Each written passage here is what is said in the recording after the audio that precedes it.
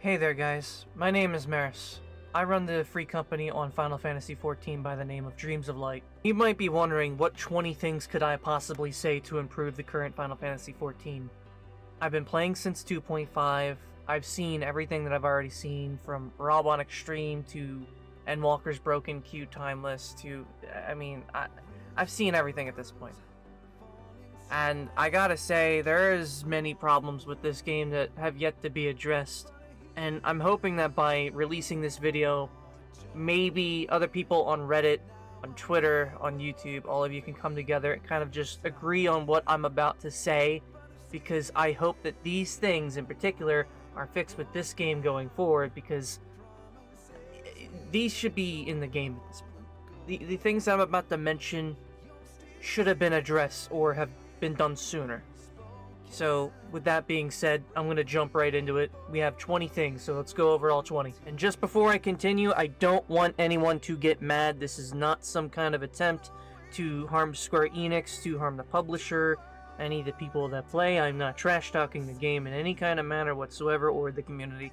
I am just saying this from the heart as someone who has played for almost 10 years now. So please try to sit back, relax, and enjoy what I have to say.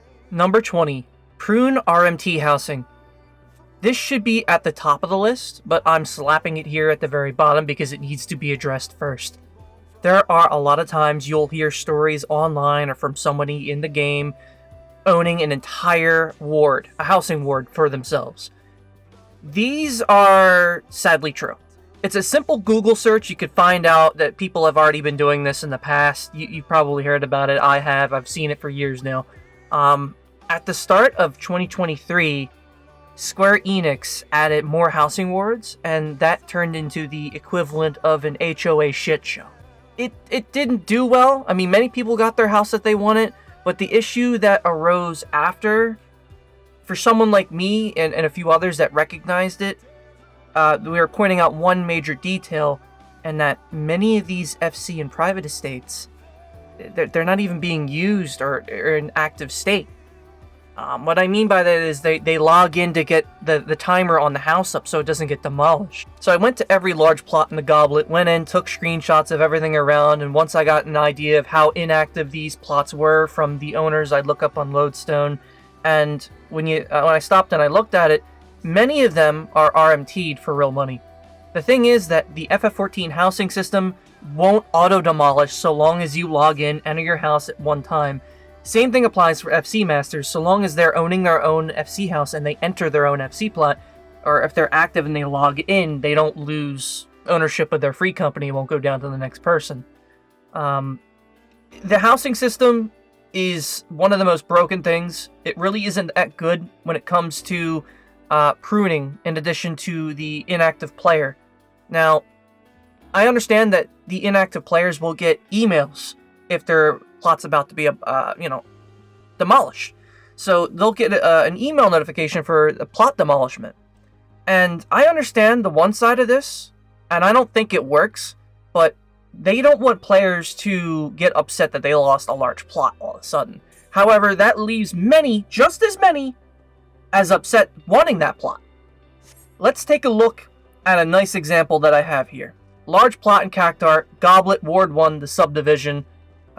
I used to live right in the small plot right over here. Right in front of me was this giant large plot.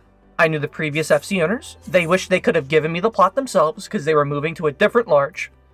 And I wanted it. I raided with this FC before that owned the plot prior. And I even did maps with them. They were really nice people. Their FC was tagged Thief. They wish they could have given it to me as well, but there's no such trading system for trading houses in the game. Nothing exists like that.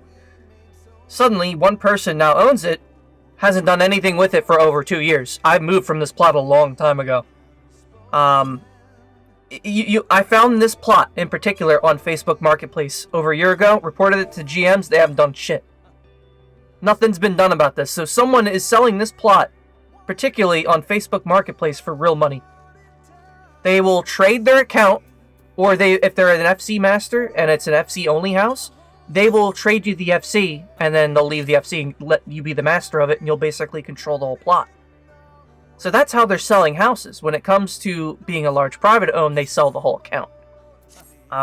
Or you could convince them to give up the plot for the whole value and you have to pay it out of pocket. And it's really sketchy. You don't want to do something like that.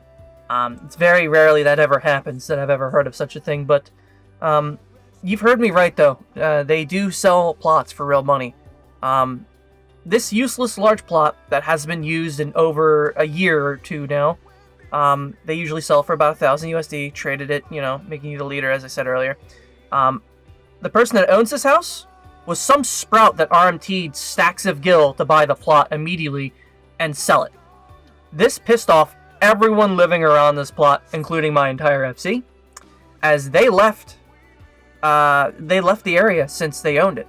So I had FC members leaving my FC because some fucking RMTer bought the plot next door that we wanted. That's how upsetting this is. Square Enix, you need a better housing pruning system to get rid of the RMT housing problem. I'm not saying add some kind of housing tax, but come up with something that works here, or simply hand out manual bans upon investigation, or matters like this house here, which is unused by the owner of the plot. I mean, look at his lodestone data. He doesn't even play the game. He hasn't even left ARR. It's very obvious. This is very clear RMT activity. I think Square Enix and its GMT need to start looking into manually pruning these old houses, because half of what you've seen so far that I've shown in images of all these large plots all throughout the Goblet, some of them are in use, and some of them haven't been in use at all, and it just has the owner logging in to log in. And many other people could use those houses. Many other people want them. But, the pruning system is somehow working to Square Enix's effect. And that's just my main complaint about the pruning of RMT houses. We need to get rid of real money trade houses immediately. Number 19, bring back hard dungeons or make savage dungeons. This was actually suggested by an FC mate of mine by the name of Moon, so I'm going to give a shout out to him. No, I'm not talking about the Endwalker variant savage dungeons, which are fun, but they're ultra long as hell. No, what I'm saying is go back to making difficult dungeons that had just trash mobs that had stupid tank buster mechanics, or they had very special mechanics, or a chimera or something that they threw it in there just to make the party pay attention in dungeons. I'm quite tired of pressing my brain for my 1-2 rotation as a tank and the occasional GCD to enemies that pose absolutely no threat or none of my attention at all. I mean, it's mind-boggling. Also, stop nerfing dungeons to be linear. On the older content in dungeons, the non-linear factor by adding optional chests or dropped gear or minions behind those, instead of just, completely removing them, add incentive to them. Why make all these older dungeons completely linear and remove that old school factor that's there? I do want to add that some bosses that you guys changed from ARR, it's completely justified. I can tell you now that Katos from Copperbell Mines should have been changed and redone on release. For those who don't know what I'm talking about, some of you may remember this from this video here you see on screen, where we killed the bunny spriggans and the bombs, and then after 2 minutes, the boss will finally appear and drop down from the ceiling. It wasn't hard. It was literally, you kill one trash mob, wait, kill one trash mob, wait, kill one trash mob, wait, and then suddenly after 2 minutes, the boss appears. That was just dumb.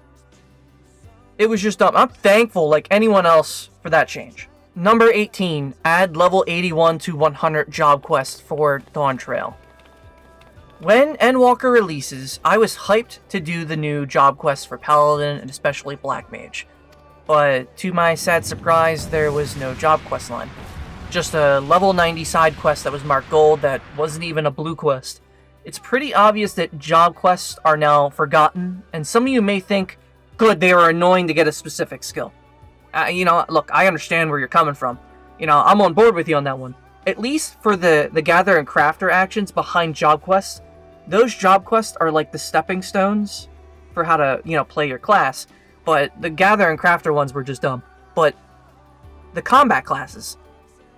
When we have job skippers and MSQ skippers jumping into dungeons and struggling on how to play their class effectively, this doesn't help.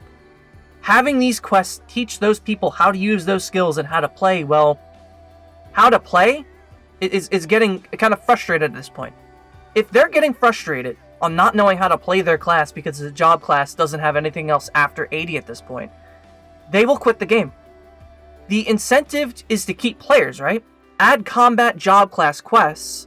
Please, for the sake of the future of this game, my play experience, and everyone else who's playing, till this expansion after Dawntrail, please add job quests. I don't even care if they're post after the 7.0. Just add the job quests at some point.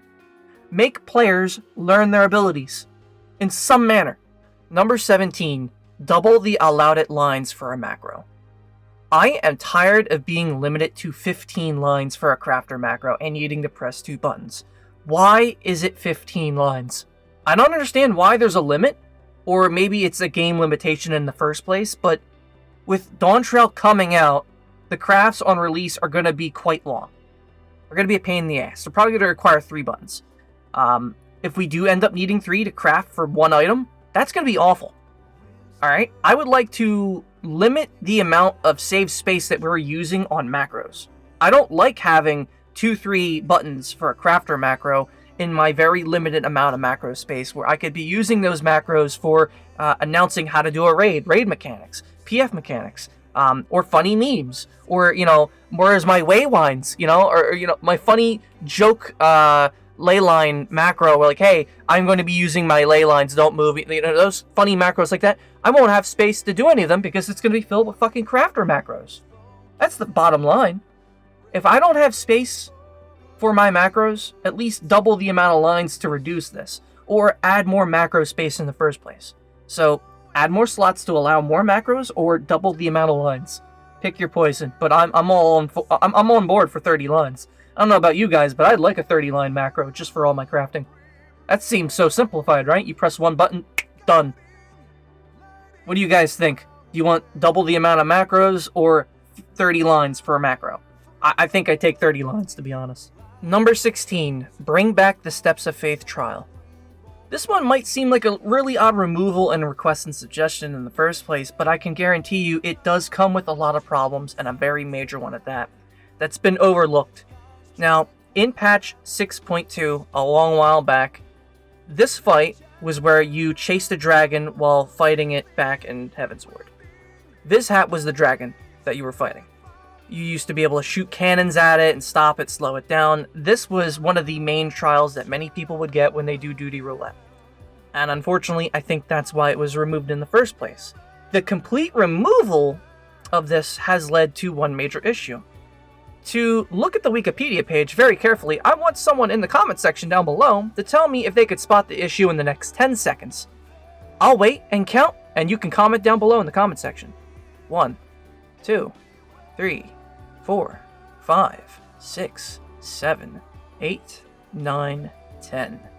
Okay, time. Time to see if you notice the problem. Here's the problem.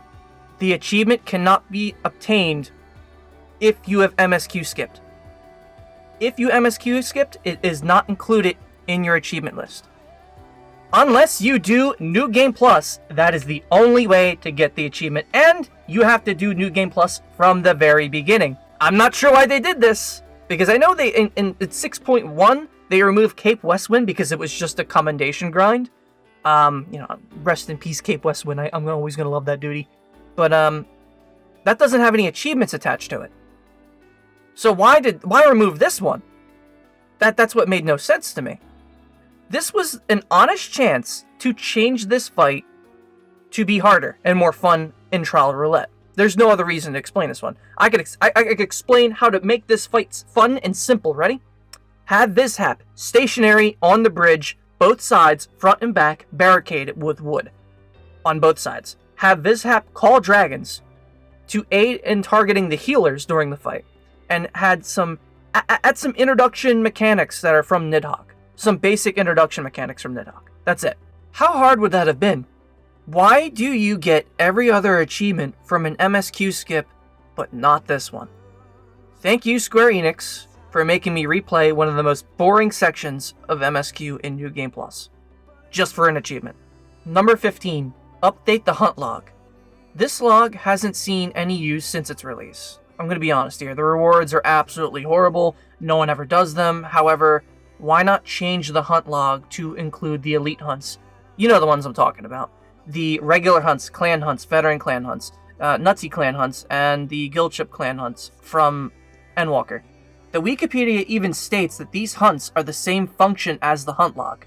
Why not include these in the log itself so we don't need to carry around all these untradeable items, the untradeable dailies and 3-star, 1-star, all this stuff, the elite star marks. Why not add the ability to accept a mark from the hunt log and not have those items at all? I think 7.0 is a chance, or even in the future after 7.0, would be a great time and chance to add other classes to the hunt log. Expand on it with marks for ones like, how we did 10 from 50, do 60 to 100. You know what I mean? For every job class, most people, when they finish the hunt log, just use the chance to replace the keybind for H for anything else. Let's give that some purpose, and not have it as a keybind, Square Enix. Come on, guys. Number 14, add a tackle box. This kind of irks me and many others to not want to ever touch fishing with a 15-foot fishing pole. You see, in order to do fishing, you need to carry around a lot of bait and a lot of lures of all kinds of strange stuff all the time. But the problem is it takes way too much inventory space. I mean, look, I'm going to be frank. The offhand slot should be halved for a tackle box or something. Reality is this. The only class in the whole game which uses an offhand slot that's a combat class is Paladin. After that, it's all the crafters and gatherers. I would like to think that a tackle box should be something you should be able to equip and make another box like that of the Chocobo saddlebag.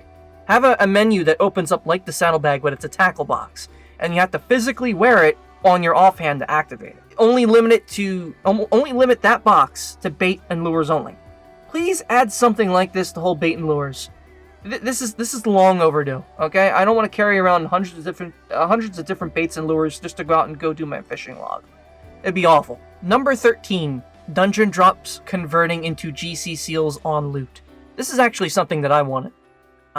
This is a kind of weird request that I have, and I wish it was an option to take any green dungeon drop loot from a boss or a random coffer in a dungeon and instantly, while still in the duty, convert that to GC seals equivalent to what you would get if you turned it in at a Grand Company. It's super annoying to go to the Grand Company every time I run 3 to 5 duties, looting everything just for seals, just to turn in, and my inventory be plagued to the brim with a bunch of junk. I know I could desynth them and get mats for that to sell, but I'd rather, go through the looting menu, hit a button, or a little box that just says, a checkbox that says, hey, turn all this stuff into Grand Company seals on loot. I think that'd be pretty nice. I don't see why we shouldn't have something like that. Automatic seals would prevent several to 20 trips a day to the Grand Company. I don't have a problem with that. I'm pretty sure none of you would. Number 12. Prune RMT fake legends. You know who and what I'm talking about. You go to Limsa where all the simps run around like losers and you notice something in the corner of your eye. They have a legend title and an ultimate weapon that glows. Your first thought is, oh my god, they're skilled as hell at the game. They did the hardest raid in the whole game, the ultimate raids. Oh my god. False. It is then that you realize that the people you see with those titles simping around Limsa, I can tell you now from my experience playing Final Fantasy XIV since patch 2.5 the following. And this is the exact estimates that I've seen over my time playing this game. About 65 to 82% of players buy an ultimate clear with either gil or real money. Most of the time you can find out if a legend is a fake legend simply by looking up their name on FF Logs via parse.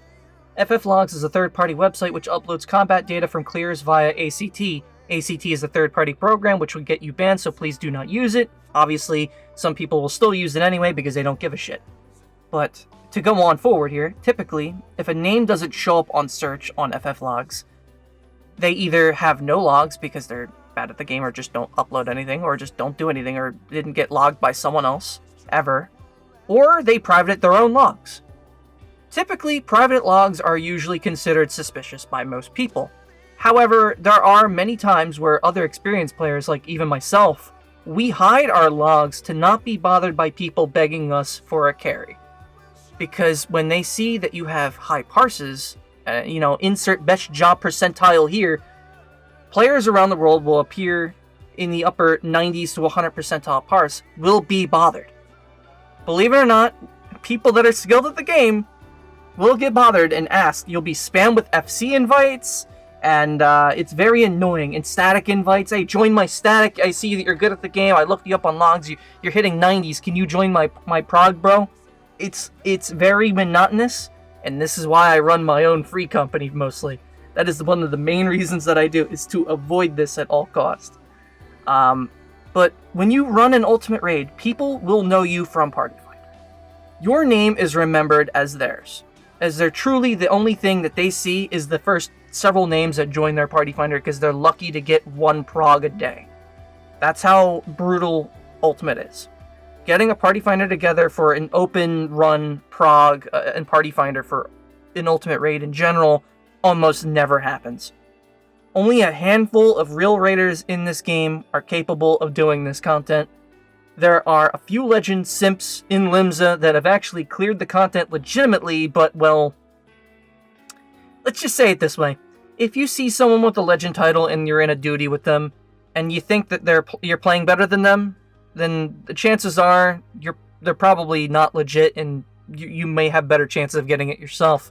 But, I mean, there are Sprout legends in the game. It does happen, and most of them are cheated to begin with, so Square Enix does crack down on some of these people with cheated clears, but I'm just going to say for record, they don't do enough. They need to do more. Number 11, update FC crest placements. This feature is over 10 years old. It was back when you could decorate your offhand shield, or your white mage shield, your black mage shields back then, because they used to use offhands, and the tank shield with your own FC company crest on it, which I think is cool.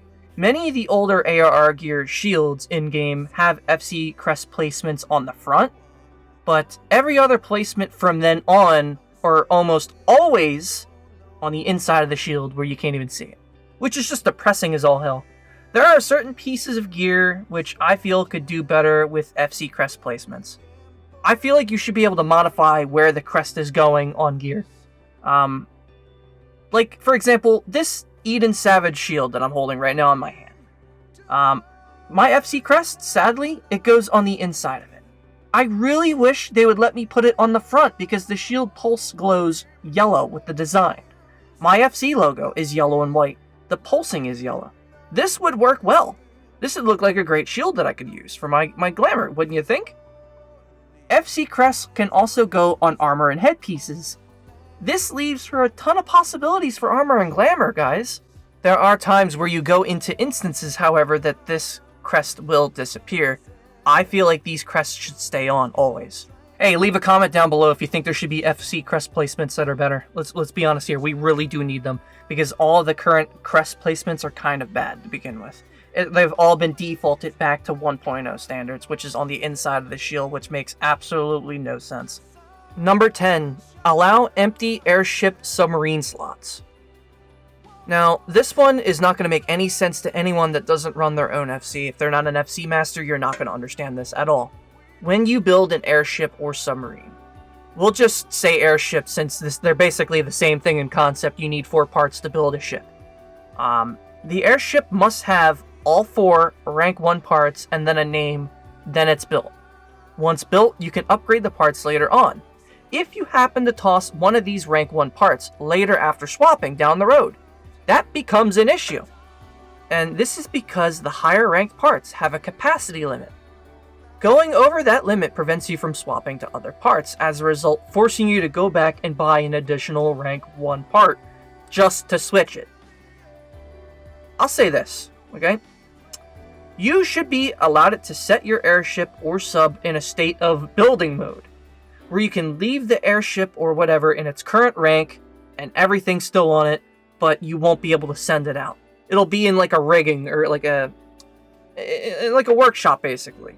You know what I mean? Like, the concept of airships to begin with came from the gummy ships from Kingdom Hearts.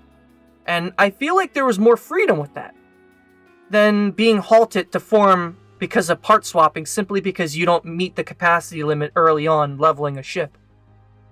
This needs to be fixed, or just let us swap out parts without capacity limits, Square Enix, please. Or just don't allow us to okay it. I think it's dumb that you can't take a part off just because it goes over the capacity limit, and this should not be the case. You should just let us swap out until it's okay. Number 9.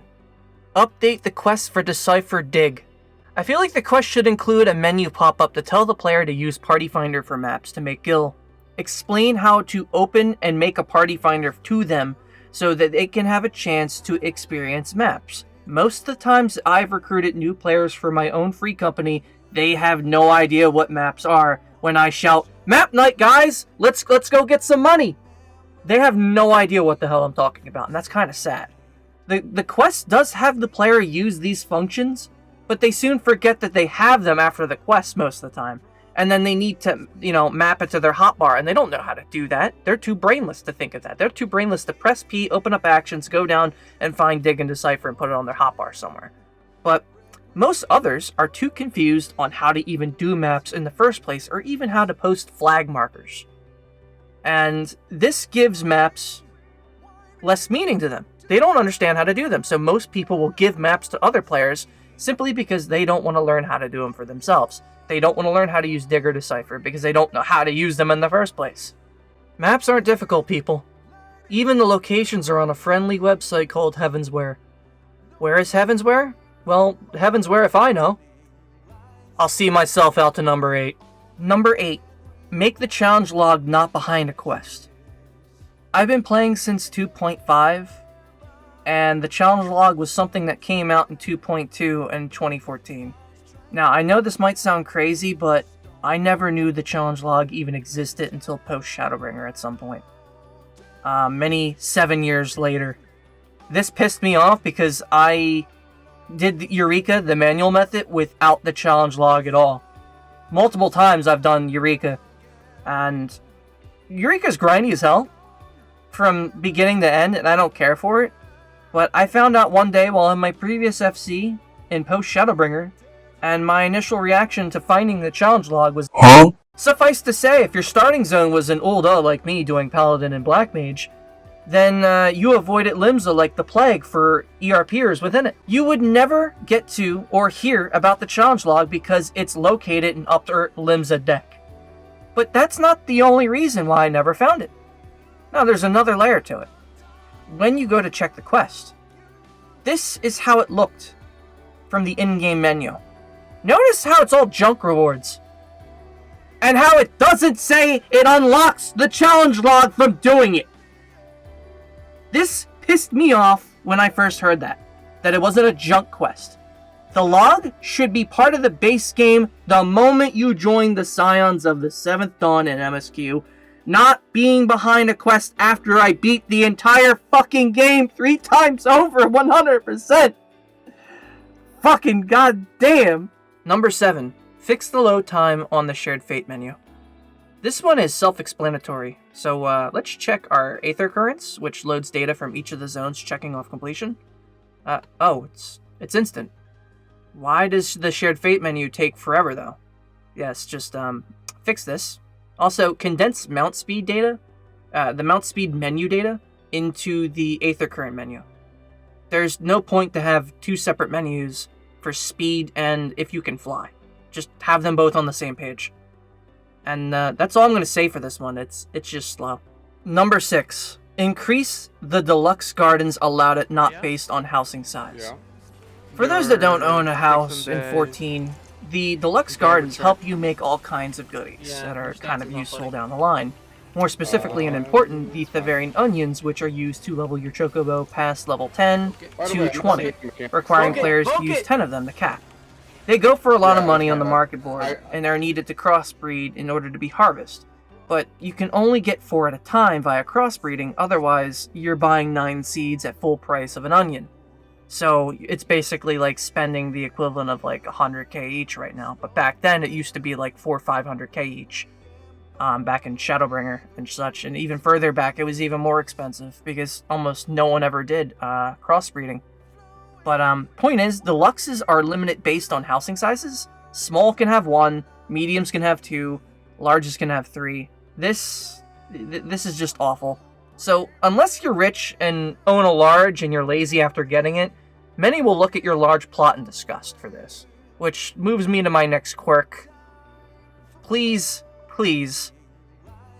just get rid of the cap. Let small plots have 3 gardens. Like, really. Let all the plots have 3 gardens. Number 5. Grade 4 Ethereal Wheel buffs and improvements for Gather and Crafter stat buffs.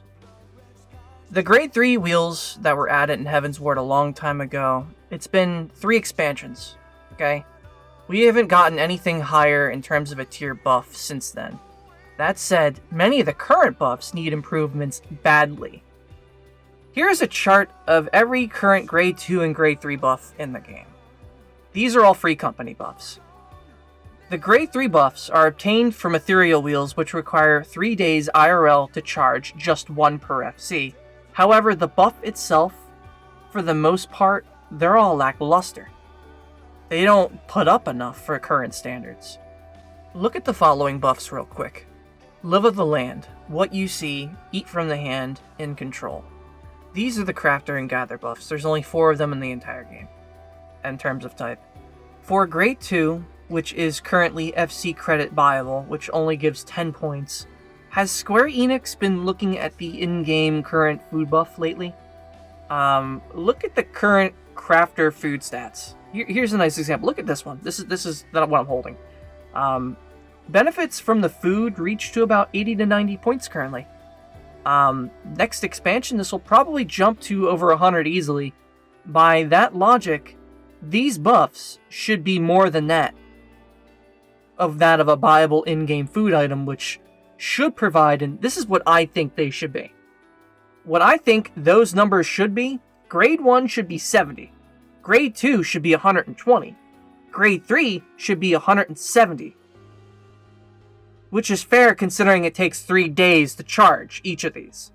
You might also notice that all the Grade 2 buffs don't all have a Grade 3 version. Why not? Why don't Brave the New World have a third version? You know? Why not? I think changing Brave New World 1 and 2, making a third for level 80 and under, would be fine. Just make it to where the buff doesn't apply in Extreme, Savage, or Ultimate raids, and it should be good. For leveling purposes and outside duties and trying to get the new players used to the content. I think that was the purpose to the buff in the first place. A Brave New World would explain the whole idea of they're new to the game, so why not have it to where if people are buying current job skips at 80, they learn how to play their class at 80 with the stats or the buffs, or maybe they're trying to level the old-fashioned way. I think we should still have those buffs, but limit them to not working in certain duties. I don't know how it would be programmed, but it's something we could do. Number 4, increase the blacklist and the friends list. After seeing the Twitter post on improvements for the blacklist, I want to hope that means extending the list. I suggested this to a GM a few weeks back when I reported a player myself for grief tactics in a PF. I hope that my suggestion for more than 200 friends and blacklisted folks is doubled at least. It's super annoying to have a list on Discord for people to know who I blacklisted because it extends beyond the 200 I have. But you might think that putting their names on Discord or some kind of list outside the game is bad, but what else can I do? I mean, when you've experienced bad grief tactics, trolls, and people just acting like assholes in Party Finder, I mean, what else can I do? I have to extend my blacklist further than 200. Number 3, colored names for free company members. Now, we have companions and pets colored as an option. You know, you can color their nameplates. I legit only add my free company members as friends because it's hard to notice them in a crowd otherwise. Why has this not been a feature yet? It scares the actual cactus piss out of me here, okay, guys? And that's a real item, by the way. That is a real item, and I will never turn that quest in. But still, it's scaring the actual cactus piss out of me. Why has this not been a feature since? And, you know, if it's not going to be a feature, at least give me double the friends list space so I can add most of my free company. Okay? Thanks, Square. Thanks a bunch. Number 2, Ready Check tells you in chat log who isn't ready. This one's kind of self-explanatory. Now, I understand, yes, the menu for the ready check vanishes after everyone interacts with it, and then it will show a check mark of, names and whatnot, but then it vanishes. I want a chat log for this. A chat log message that says who didn't ready up. It's so silly to have to hit ready check again just for another person to see it for themselves, or maybe they alt-tabbed away at the last second and glance at who said no. But usually most people will hit yes because they're at their computer already. But in the one instance that you alt-tab away and you come back and it says 7 out of 8 people, it's like, okay, who didn't ready up? I'm ready to go. Who's not ready? The chat log will only say 7 out of 8 players are ready in the chat log. Additionally, have it say who isn't ready. I think that should have been something done very long ago, but that's not implemented in the game. Let's try to do that. My number one gripe. This thing irks the hell out of me every day that I play this game. It does. It truly does. And it makes no sense to me whatsoever. And this only applies to FC Masters. It only applies to people like me, and maybe a few other people in every other server. But this irks me. This really, truly irks me, and I hope Square Enix fixes this. Number 1, Ethereal Wheel Timer.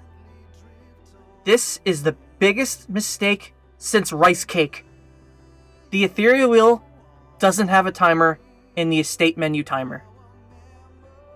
We can see our FC submarines and airships and shit from the FC timer estate tab, but not the fucking Ethereal Wheel. I cannot tell you how many times I've entered my own FC house every day to glance at the remaining time on the Ethereal Wheels just to make note of it. Add a timer. And more grade 3 slots, please. It's fucking super annoying to not know when these buffs are ready. It's so bad. Please, a timer, just to tell me the time remaining on the charges for my Ethereal Wheel. I don't think I'm asking for much for that one. But yes, this is a main complaint. This is my biggest complaint. I'm not even trying to be funny about it. I'm legit upset that this is not under timers. Please put it under the estate tab and timers. I am begging you. Please, it is bad.